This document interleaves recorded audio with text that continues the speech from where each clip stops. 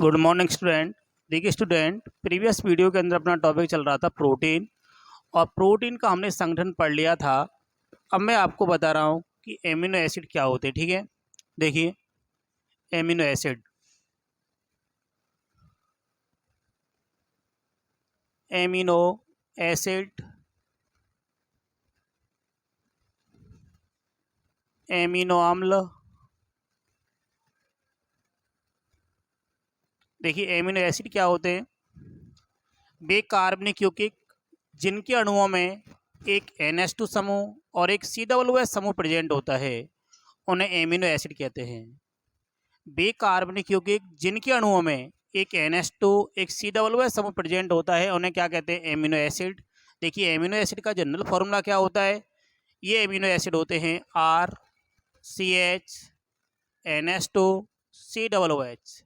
मैंने आपको डेफिनेशन बताया कि वे अणु जिनके अंदर एक COOH समूह और एक NH2 ग्रुप प्रेजेंट होता है, उन्हें एमिनो एसिड कहते हैं। क्या कहते हैं? Amino acid. क्लियर हुआ? अब आगे हम बात करते हैं कि ये जो एमिनो एसिड्स होते हैं, इनका नामकरण और इनके प्रतीक क्या क्या होते हैं। देखिए, तो एमिनो एसिड का नामकरण, एमिनो एसिड्स का नामकरण एवं प्रतीक। देखिए, सबसे पहले हम बात करते हैं कि कोई भी जो एमिनो एसिड्स होता है, एमिनो एसिड्स का जो नाम होता है वो हमेशा रूढ़ पद्धति में लिखा जाता है। किस में लिखते हैं? रूढ़ पद्धति। रूढ़ पद्धति का दूसरा नाम होता है सामान्य पद्धति। इंग्लिश में कहते हैं ट्राइवियल सिस्टम या कॉमन सिस्टम। अब देखिए, जो सामान्य पद्धति होती है या जो रूढ़ पद्धति होती है, इसके अंदर जो एमिनो एसिड्स होता है उसका नामकरण करते कैसे हैं? कोई भी जो एमिनो एसिड्स होता है, इसका जो नाम होता है इसके उत्पत्ति स्रोत के आधार पर किया जाता है। किसमें किया जाता है? उत्पत्ति स्रोत या उद्गम स्रोत के आधार पर करते। किसके आधार पर करते? उद्गम स्रोत के आधार पर। ठीक है, एक एग्जाम्पल लेते हैं। अपने पास एक एग्जाम्पल दे रखा है। एक एग्जाम्पल लिया मैंने H2N CH2 COOH। ये एमिनो एसिड दे रखा है, क्योंकि इस एमिनो एसिड के अंदर एक H2N ग्रुप है, एक COOH ग्रुप होता है। इसका यदि मैं IPAC नेम लिखूं, तो इसका जो IPAC नेम होता है वो होता है 2 एमिनो एथेनोइक एसिड। क्या होता है? 2 एमिनो एथेनोइक एसिड। क्या नाम होता है इसका? 2 एमिनो एथेनोइक एसिड।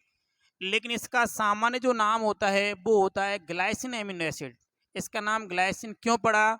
क्योंकि इसकी जो उत्पत्ति हुई है, इसकी उत्पत्ति हुई है ग्रीक वर्ड ग्लाइकोस, सॉरी, इसकी जो उत्पत्ति हुई है मीठे पदार्थों से हुई है। किससे हुई है? मीठे पदार्थ। और जितने भी मीठे पदार्थ होते हैं उनको ग्रीक भाषा में क्या कहते हैं? ग्लाइकोस।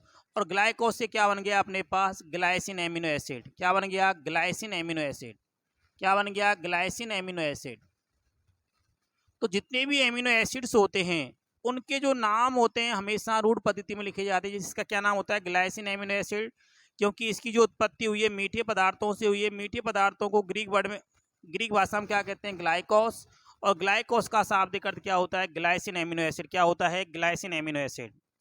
सेकंड एग्जांपल देखिए, सेकंड एग्जांपल अपने पास दे रखा है। सेकंड एग्जांपल दे रखा है टायरोसिन। Tyrosine amino acid. देखिए, टायरोसिन एमिनो एसिड्स होता है, इसकी जो उत्पत्ति हुई है वो पनीर से हुई है। किससे हुई है? पनीर। क्योंकि जो पनीर होती है, पनीर को लैटिन भाषा में कहते हैं टायोर। क्या कहते हैं? टायोर। और टायोर से क्या बन गया है? Tyrosine amino acid. क्या बन गया? Tyrosine amino acid. क्या बन गया? Tyrosine amino acid. इसी तरीके से जो रिमेनिंग एमिनो एसिड्स होते हैं उनके नाम भी उनके उत्पत्ति स्रोत के आधार पर रखे गए हैं। प्रकृति में लगभग 20 एमिनो एसिड ज्ञात हैं। प्रकृति में लगभग 20 एमिनो एसिड्स ज्ञात हैं, जिनके नाम उनके उत्पत्ति स्रोत या उद्गम स्रोत के अकॉर्डिंग लिखे गए हैं। अब आगे हम बात करते हैं कि ये जो एमिनो एसिड्स होते हैं इनका प्रतीक क्या होता है। तो देखिए, प्रतीक प्रतीक कोई भी जो एमिनो एसिड्स होता है इसको हमेशा त्रिक द्वारा दर्शाते हैं। त्रिक का मतलब होता है 3 अक्षरों द्वारा दर्शाया जाता है। कोई भी जो एमिनो एसिड्स होता है इसको हमेशा त्रिक से दर्शाते हैं, ठीक है। तो एमिनो एसिड का प्रतीक क्या हो गया, त्रिक। जैसे अपने पास एक एग्जाम्पल है, अपने पास ये पहला एमिनो एसिड दे रखा है और इसका प्रतीक लिखना है इधर साइड में। ये तो एमिनो एसिड लिख दिया इधर साइड में, एमिनो एसिड्स, इधर लिख दिया मैंने प्रतीक, ठीक है। पहला अपने पास एमिनो एसिड दे रखा है ग्लाइसिन। ग्लाइसिन जो एमिनो एसिड होता है इसका प्रतीक क्या होता है, GLY। क्या होता है, GLY। सेकंड दे रखा अपने पास वेलिन, इसका जो प्रतीक होता है BAL, क्योंकि 3 शब्द हो गए अपने पास, BAL त्रिक हो गया ना अपने पास। तीसरा अपने पास दे रखा है आइसोल्यूसिन। आइसोल्यूसिन, इसका जो प्रतीक होता है ILU। अगला एग्जाम्पल देखें, ल्यूसिन, इसका प्रतीक होता है LEU, ठीक है। अगला देखिए अपने पास माना कि दे रखा है एस्पार्टिक एसिड, इसका प्रतीक होता है ESP। अगला दे रखा है ग्लूटामिक एसिड। ग्लूटामिक एसिड, इसका प्रतीक क्या होता है, GLU। अगला दे रखा है हिस्टिडीन। हिस्टिडीन, इसका प्रतीक होता है HIS। अगला होता है थ्रियोनिन। थ्रियोनिन, इसका प्रतीक क्या होता है, THR। क्या होता है, THR। इसी तरीके से जो रिमेनिंग एमिनो एसिड्स होते हैं उनको हमेशा त्रिक द्वारा दर्शाया जाता है। किस द्वारा, त्रिक द्वारा दर्शाते हैं। किससे, त्रिक द्वारा दर्शाया जाता है। पहली बात मैंने आपको बताया कि कोई भी जो एमिनो एसिड्स होता है उसका नामकरण कैसे किया जाता है। कोई भी जो एमिनो एसिड होता है उसका नाम सामान्य या रूढ़ पद्धति में लिखा जाता है, और सामान्य या रूढ़ पद्धति में उसका नाम उसके उद्गम स्रोत पर डिपेंड करता है। मैंने एग्जाम्पल बताया था कि ग्लाइसिन जो एमिनो एसिड होता है सभी मीठे पदार्थों में पाया जाता है, और ग्लाइसिन को ग्रीक भाषा में क्या कहते हैं, ग्लाइकोस, और ग्लाइकोस से क्या बन गया, ग्लाइसिन एमिनो एसिड, ठीक है। इसी तरीके से टायरोसिन एमिनो एसिड है, इसका उद्गम स्रोत होता है पनीर। पनीर को लैटिन भाषा में क्या कहते हैं, टायो। टायो से क्या बन गया, टायरोसिन एमिनो एसिड। उसके बाद मैंने आपको बताया प्रतीक। कोई भी जो एमिनो एसिड होता है उसको हमेशा 3 अक्षर या त्रिक द्वारा दर्शाते हैं। ये मैंने आपको एग्जाम्पल बता दिया किस तरीके से ड्रॉ किया जाता है, ठीक है। जैसे ग्लाइसिन को किस दर्शाया मैंने, GLY से। वेलिन को किस दर्शाया, BAL से। आइसोल्यूसिन किस दर्शाया, ILU से। ल्यूसिन को LEU से, ठीक है, इस तरीके से। तो ये मैंने आपको बता दिए कि कोई भी जो एमिनो एसिड्स होता है उसका नाम कैसे लिखा जाता है, उसका प्रतीक कैसे लिखा जाता है, ठीक है। अब आगे मैं आपको बोर्ड एग्जाम के बीच से इम्पोर्टेंट जो टॉपिक है वो मैं आपको बता रहा हूँ, बोर्ड एग्जाम में मिल सकता है, ठीक है, जिसका नाम होता है आवश्यक एमिनो एसिड। क्या नाम होता है, आवश्यक amino acid, essential amino acid. देखिए,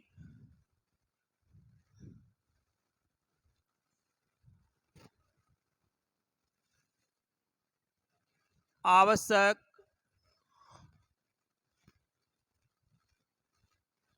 एमिनो अम्ल, इसको कहते हैं एसेंशियल एमिनो एसिड। इसका क्या नाम होता है, एसेंशियल एमिनो एसिड्स, आवश्यक एमिनो अम्ल। अब देखिए आवश्यक एमिनो एसिड क्या होते हैं, वे एमिनो अम्ल जिनकी जीवधारियों को सख्त आवश्यकता होती है और जिन्हें प्रतिदिन भोजन के रूप में ग्रहण किया जाता है उन्हें आवश्यक एमिनो एसिड कहते हैं। वे एमिनो अम्ल जिनकी जीवधारियों को सख्त आवश्यकता होती है और जिन्हें प्रतिदिन भोजन के रूप में संश्लेषित किया जाता है उन्हें आवश्यक एमिनो एसिड कहते हैं। इन एमिनो अम्लों की कमी से शारीरिक वृद्धि और मानसिक वृद्धि दोनों रुक जाती हैं, कभी कभी मृत्यु भी हो जाती है। एक एग्जाम्पल मैं आपको बताता हूं। जो दूध होता है, दूध के अंदर एक प्रोटीन होती है, इसका नाम होता है कैसीन। दूध के अंदर जो प्रोटीन होती है उसका क्या नाम होता है? कैसीन प्रोटीन, जिसे कहते हैं मिल्क प्रोटीन। क्या कहते हैं? Milk protein. क्या कहते हैं? Milk protein. इस मिल्क प्रोटीन के अंदर सभी 10 आवश्यक एमिनो एसिड प्रेजेंट होते हैं। 10 आवश्यक एमिनो एसिड प्रेजेंट होते हैं।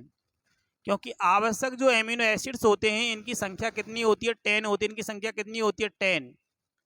10 होती है। अब 10 एमिनो एसिड्स कौन कौन से होते हैं? तो देखिए, इनको ज्ञात करने का एक ट्रिक होती है जिससे आप ध्यान रख सकते हैं। ट्रिक क्या होती है? देखिए, ट्रिक क्या होती है? टीबी मिलपात। टीबी मिलपात। टीबी मिलपात, ये क्या होते हैं अपने पास? ये होते हैं अपने पास आवश्यक एमिनो एसिड। टी का मतलब क्या होता है? ट्रिप्टोफैन। इस टी का मतलब होता है ट्रिप्टोफैन। इस बी का मतलब होता है बेलिन। इस एम का मतलब होता है मिथियोनिन।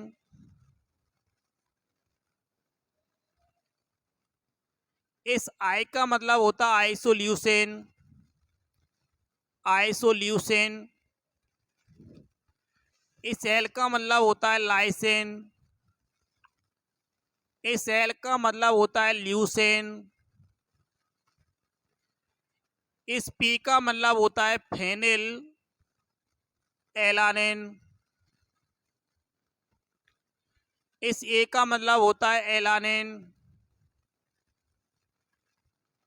इस टी का मतलब होता है ट्रिप्टोफैन, सॉरी थ्रियोनिन। क्या नाम होता है? थ्रियोनिन। और इस एच का मतलब होता है एस्टिडिन। ये सभी क्या होते हैं? आवश्यक एमिनो एसिड। क्या होते हैं? आवश्यक एमिनो एसिड। ठीक है। आवश्यक एमिनो एसिड कौन से होते हैं बताइए? याद रखने का तरीका मैंने बताया। टीबी मिलपात कौन कौन से होते हैं? टी का मतलब ट्रिप्टोफैन। इस बी का मतलब बेलिन। इस एम का मतलब मिथियोनिन। इस आई का मतलब आइसोल्यूसिन। इस एल का मतलब लाइसिन। इस एल का मतलब ल्यूसिन। इस पी का मतलब फेनिल एलानिन। इस ए का मतलब एलानिन। इस टी का मतलब थ्रियोनिन। इस एस का मतलब होता है हिस्टिडिन। तो जो एमिनो एसिड होते हैं उनकी संख्या कितनी होती है अपने पास? 10 होती है। ठीक है। एक और होते हैं नॉन एसेंशियल एमिनो एसिड, जिनकी संख्या कितनी होती है? 5 होती है।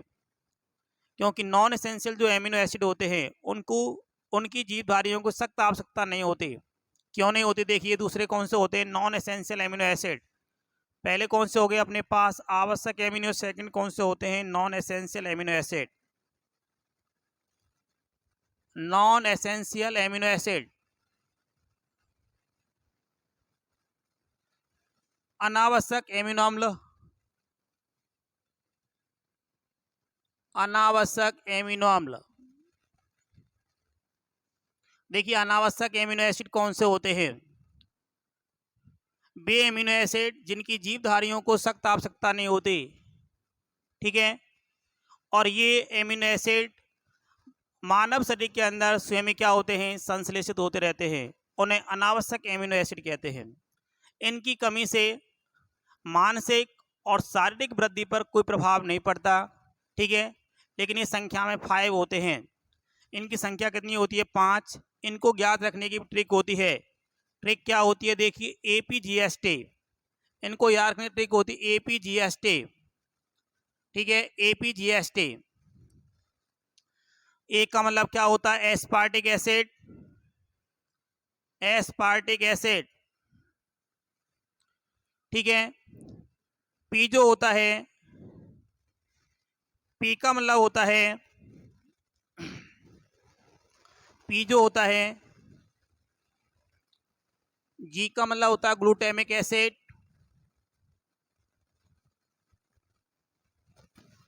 एस का मतलब होता है सेरिन। और टी का मतलब होता है टायरोसिन, क्या होता है टायरोसिन।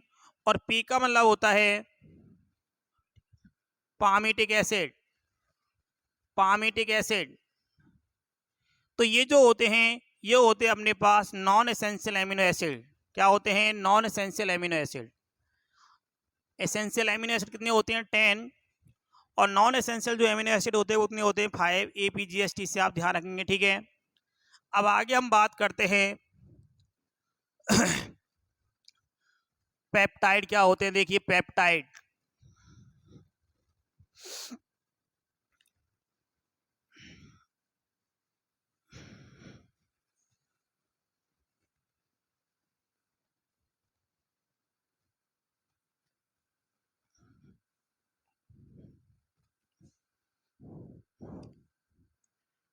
नेक्स्ट टॉपिक दे रखा पेप्टाइड या पेप्टाइड बंध। हैंड लिख रहा हूं मैं, पेप्टाइड बॉन्ड,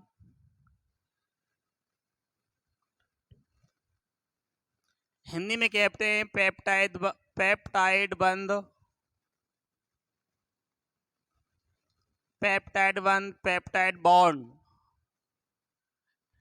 यहां से 3 क्वेश्चन जनरेट होते हैं कि प्रोटीनों के अंदर कौन सा बॉन्ड प्रेजेंट होता है, तो जवाब आएगा पेप्टाइड बॉन्ड।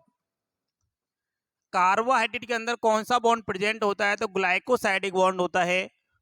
और जो न्यूक्लिक एसिड होते हैं उनके अंदर कौन सा बॉन्ड प्रेजेंट होता है, तो उसका जवाब आएगा फॉस्फोडाइएस्टर बॉन्ड। कौन सा? Phosphodiester bond. तो देखिए सबसे पहले हम बात करते हैं कि पेप्टाइड बॉन्ड होता क्या है, पेप्टाइड बॉन्ड की क्या डेफिनेशन होती है। तो ध्यान से सुनना, मैं क्या बोल रहा हूं कि जब 2 एमिनो अम्ल इस प्रकार संयुक्त होते हैं कि एक एमिनो अम्ल का NH2 समूह दूसरे एमिनो अम्ल का COOH समूह के मध्य संघनन होता है, जिसके फलस्वरूप जल का एक अणु क्या होता है, बाहर निकल जाता है। और बाहर निकलने के फलस्वरूप जो बॉन्ड बनता है उसका क्या नाम होता है, पेप्टाइड बॉन्ड। और जो पेप्टाइड बॉन्ड होता है उसको हमेशा CONH द्वारा दर्शाते हैं। किस दर्शाते हैं? CONH। ये जो बॉन्ड होता है इसका क्या नाम होता है, पेप्टाइड बॉन्ड। अब बनता कैसे, देखिए ये अपने पास प्रथम एमिनो एसिड दे रखा है, ये प्रथम एमिनो एसिड है, ठीक है। और ये सेकंड एमिनो एसिड है,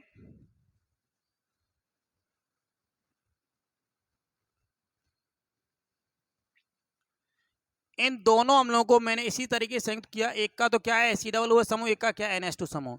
इन दोनों के मध्य क्या होगा, संघनन।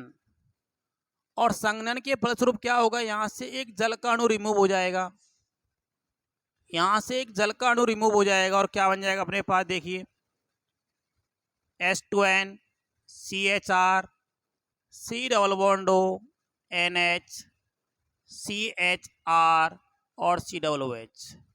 इस बॉन्ड का जो नाम होता है, इस बॉन्ड को कहते हैं पेप्टाइड बॉन्ड। क्या कहते हैं इसको, पेप्टाइड बॉन्ड। क्या कहते हैं इसको, पेप्टाइड बॉन्ड। क्या कहते हैं इसको, पेप्टाइड बॉन्ड।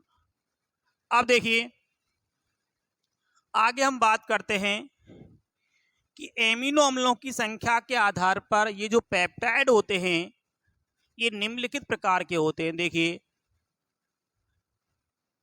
पेप्टाइडों का वर्गीकरण, पेप्टाइडों का वर्गीकरण, पेप्टाइडों का जो वर्गीकरण होता है वो किया जाता है एमिनो अम्लों की संख्या के आधार पर। किस पर करते हैं, एमिनो अम्लों की संख्या के आधार पर। देखिए पहला मैं आपको बता रहा हूं, यदि एमिनो अम्लों की संख्या 2 होती है तो उसका क्या नाम होता है, डाइपेप्टाइड। क्या नाम होता है, डाइपेप्टाइड। डाई का मतलब क्या हो गया, 2। एमिनो कितने होंगे इसमें, 2। जब 2 एमिनो परस्पर संयुक्त होंगे तो संयुक्त और क्या बनाएंगे, एक पेप्टाइड बॉन्ड, ठीक है। सेकंड जो होता है वो होते हैं ट्राइपेप्टाइड, ट्राइपेप्टाइड। ट्राई का मतलब क्या होता है, 3। जब 3 एमिनो क्या होते हैं, संयुक्त होते हैं और संयुक्त और कितने एक बॉन्ड बनाते हैं, 2, उसका क्या नाम होता है, ट्राइपेप्टाइड। तीसरा देखो टेट्रापेप्टाइड, टेट्रापेप्टाइड। इनकी संख्या कितनी होती है, 4। जब 4 एमिनो क्या होते हैं, कंबाइन होते हैं तो और कंबाइन होकर 3 पेप्टाइड बॉन्ड बनाते हैं, उन्हें क्या कहते हैं, टेट्रापेप्टाइड। और चौथे होते हैं पॉलीपेप्टाइड, पॉलीपेप्टाइड्स। ठीक है, पॉलीपेप्टाइड्स का मतलब क्या है कि 4 से अधिक यदि एमिनो परस्पर क्या होते हैं, संयुक्त होते हैं, और संयुक्त होकर 3 से अधिक पेप्टाइड बॉन्डों का निर्माण करते हैं, तब उन्हें क्या कहते हैं, पॉलीपेप्टाइड्स। क्या कहते हैं, पॉलीपेप्टाइड्स। क्लियर। अब देखिए एक पॉइंट भी आपको ध्यान रखना है। पॉइंट क्या है कि जितनी भी प्रोटीन्स होती हैं, ठीक है, सभी जो प्रोटीन्स होती हैं उच्च अणुभार वाले, सभी प्रोटीन उच्च अणुभार वाले एमिनो एसिड के पॉलीपेप्टाइड होते हैं। क्या होते हैं, पॉलीपेप्टाइड। क्या होते हैं, पॉलीपेप्टाइड्स। क्योंकि जो एमिनो एसिड्स होते हैं उनका जो अणुभार होता है वो क्या होता है, 10,000 से भी ज़्यादा होता है। किससे ज़्यादा होता है, 10,000 से भी अधिक होता है। कभी कभार क्वेश्चन ऐसे पूछा जाता है कि प्रोटीन्स किसके बहुलक होती हैं, तो आपको बताना है कि प्रोटीन्स हमेशा एमिनो एसिड्स के क्या होती हैं, बहुलक। और एमिनो एसिड में कौन से होते हैं, एल्फा एमिनो एसिड के क्या होती हैं, बहुलक होती हैं। तो इस तरीके से मैंने आज आपको एमिनो एसिड क्या होते हैं, एमिनो एसिड का नामकरण प्रतीक क्या होता है, एसेंशियल एमिनो एसिड्स क्या होते हैं, पेप्टाइड बॉन्ड क्या होता है, और पेप्टाइडों का वर्गीकरण क्या होता है, ये मैंने आपको बता दिया। ठीक है, थैंक यू।